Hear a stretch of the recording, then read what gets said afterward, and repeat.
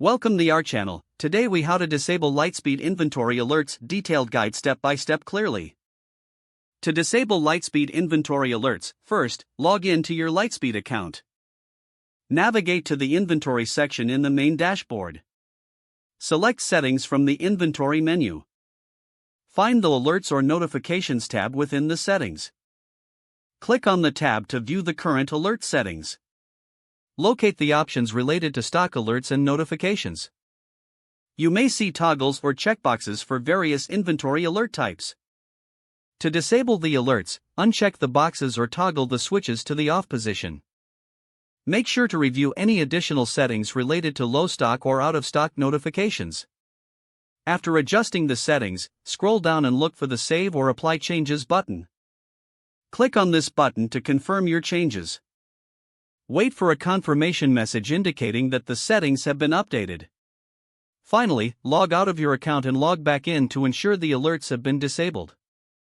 Your Lightspeed inventory alerts should now be successfully disabled. If the page does not load, refresh the browser or try again in a private or incognito window. Make sure you are using the correct email address, then retype it carefully to avoid small typos. If your password is not accepted, use the reset option and create a new strong password you can remember. Check your spam folder for verification or security emails, then complete any requested confirmation steps. Enable two-factor authentication if available to improve account security and reduce unauthorized access risk. After signing in, review your profile details so your contact information and settings are accurate and current. If you see an error message, note it down and try again after restarting your device and internet connection. Log out when you finish, especially on shared devices, to keep your account and payment information secure.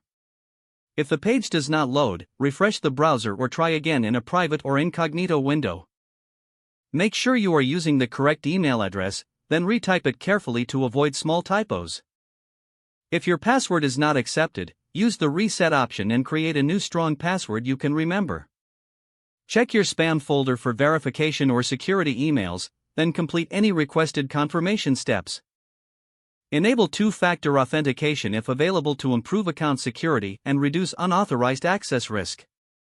After signing in, review your profile details so your contact information and settings are accurate and current.